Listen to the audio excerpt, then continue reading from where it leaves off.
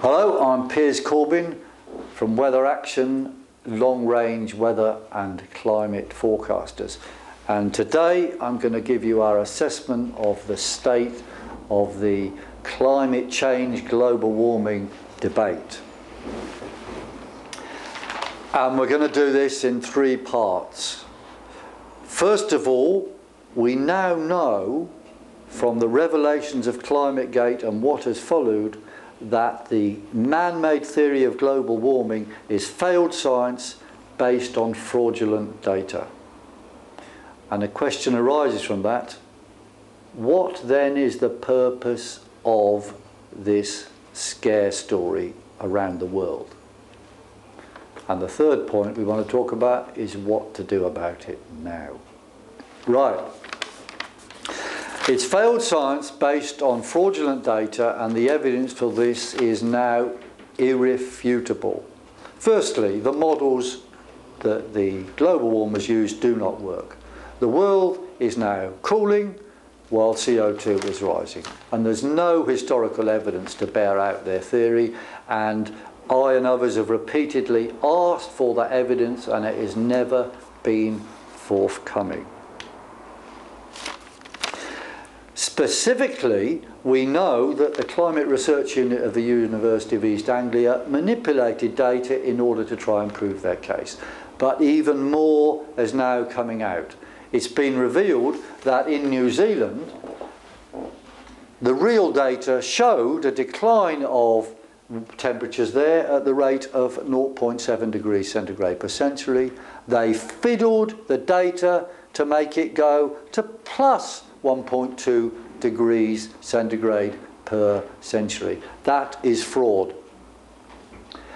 We now know in Russia that the British Met Office, along with the Climate Research Unit of the University of East Anglia, ignored 75% or thereabouts of Russian data in order to produce figures which gave something closer to their failed theories.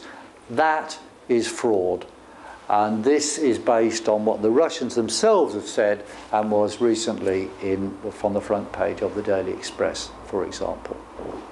Now, in the most timely fashion possible, the Russians announced this revelation at the same time as a cold blast came from Russia through Copenhagen to England with the snow on it, which we predicted in detail 30 days ahead at Weather Action. And in a timely message, that was also the time that President Obama landed in Copenhagen. He said, because the science is settled. Well, he's talking nonsense. But if that combination of events doesn't give a message to world leaders that they're relying on lies and telling lies, I don't know what does.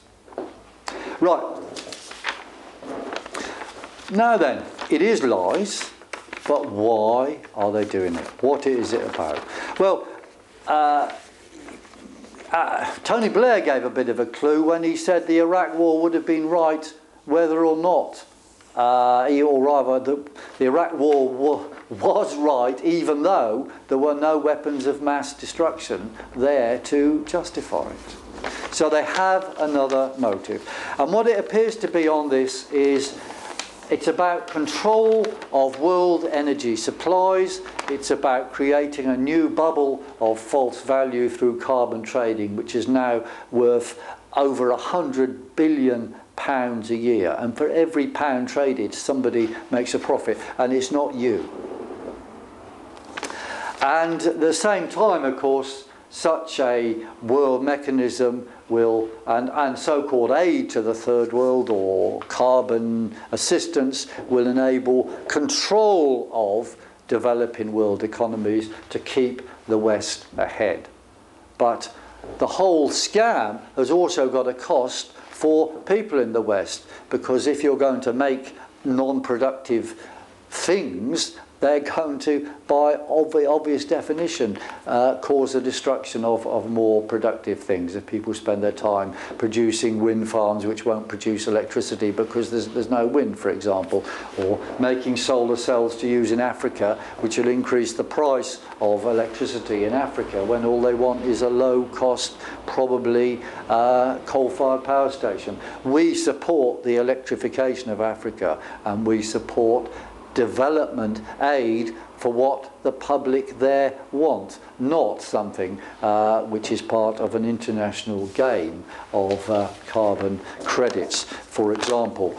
And to show what is really going on, we need to get pretty specific. For example, Gordon Brown has stated that he believes that the UK can generate jobs in a low carbon economy. Well, fine. But this is a cover for more carbon taxes and boosting carbon trading and so forth. And to be very specific, these mad policies, for example, in Britain, have resulted in the closure of the Redcar Chorus steelworks, which results in a gain of $1 billion in carbon credits to Tata Steel, based in India, who are destroying those jobs because they can get credits for it. At the same time, they're expanding steel production in India and receiving handouts for doing that in a way which is as efficient as the one they are destroying. So they're getting a double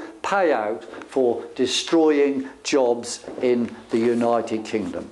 This is utterly monstrous and unacceptable. Now, if Gordon Brown's telling us that is the intention of his policies, then I am sorry.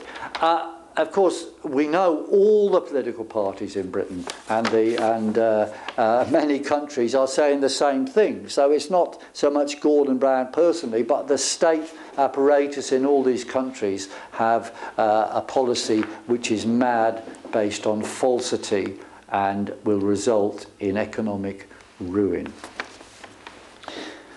Now then, what to do about it?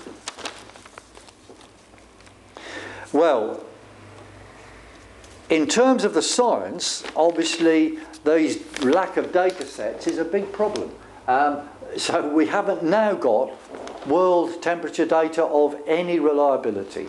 But Weather Action, we're going to discard any more use of the Climate Research Unit's so-called internationally respected data sets. They're rubbish. They're out of the window. We're not using them. We'll use satellite data, and we're going to work with other scientists around the world to develop some sort of data set based on real measurements, which can go back as far as we can in the past. There was some around. Some of it's been destroyed by the University of East Anglia. In terms of the politics of science, all the scientists engaged in fraudulent activity should be sacked. It's completely unacceptable that science should be run by fraudsters. In terms of politicians, we demand accountable science, evidence-based science and policies. Anything passed in Parliament has to be based on evidence, not fraud.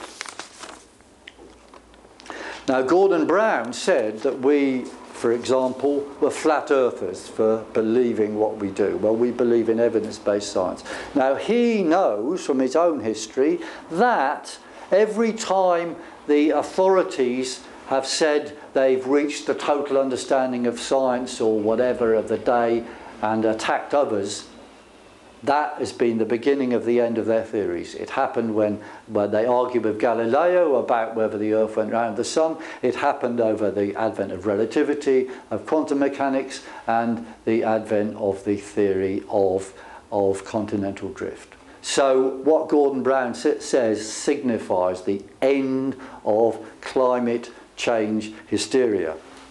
And what we want to have is the open debate he said he needed. He said he wanted to convince us, or rather him and the other people want to convince us, of the truth of the climate change story. Well, we're waiting. So Gordon, please, hold the meeting. We'll come. We'll argue the case. and we want it in public. We want the world to see the other side present evidence. There is no evidence. You know that, I know that. We've got to get back to real evidence-based science and policy, please. You could do it. Thank you.